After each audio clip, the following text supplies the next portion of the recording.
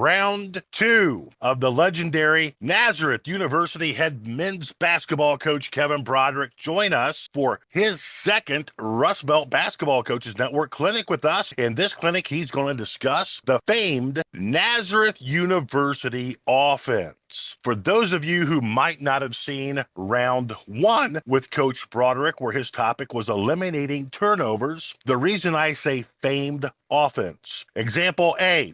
He's a John Beeline coaching tree disciple. He coached with Coach Beeline, but Coach's offense, they only turn the ball over 6.8 times per game, and then they average 1.3 points per possession. So if you're a basketball savant or statistics savant, you understand how impressive those two statistics are.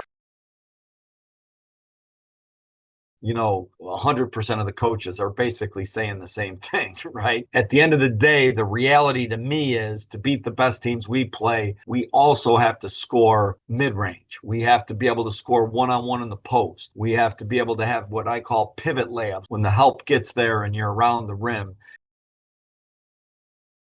Translation is, can we get to 1-on-0 on the perimeter?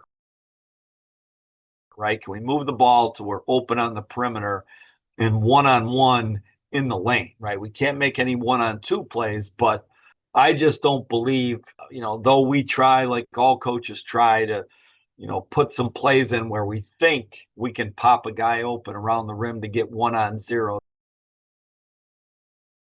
The reality is to beat the best teams, can we get to one-on-one around the rim and then teach our guys how to score one-on-one?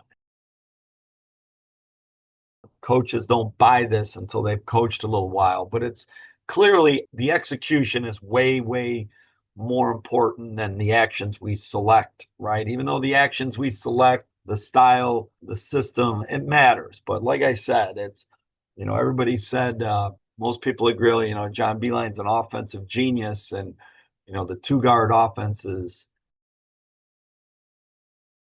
What style do I like to coach? I do think that we as head coaches, we get that privilege, right? It's like we get to decide, certainly that the system matches up with our player strengths, but, we're going to coach it better if it's a system and a style and a philosophy that works for you.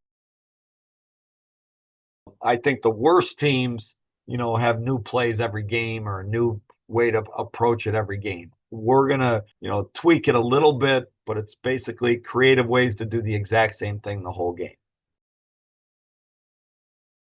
So here's some examples of what we'd call good transition offense for us. Again, we get it to the playmaker and, when he crosses half,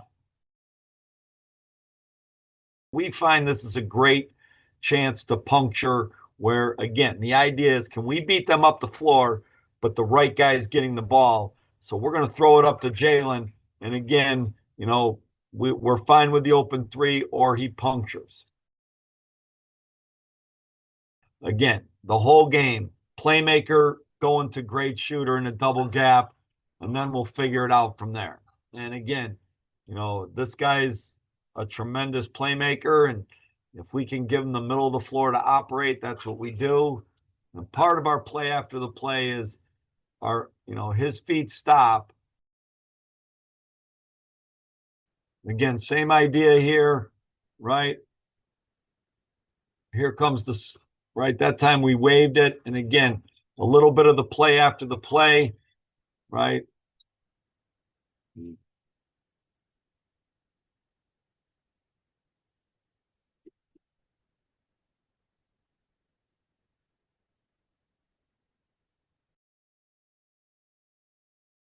So is our zone offense. A typical zone set for us. Again, the fundamentals that we're teaching that allows us to be efficient are pretty much the same. So with our zone pattern, it's pretty much the same. Best players going off the ball screen. We're still going to be good at not turning it over, but how do we create more so that we're no matter what we do, if we're +6 in the turnover differential, we got a pretty darn good chance to win. So we're trying to figure out how to bring the second defender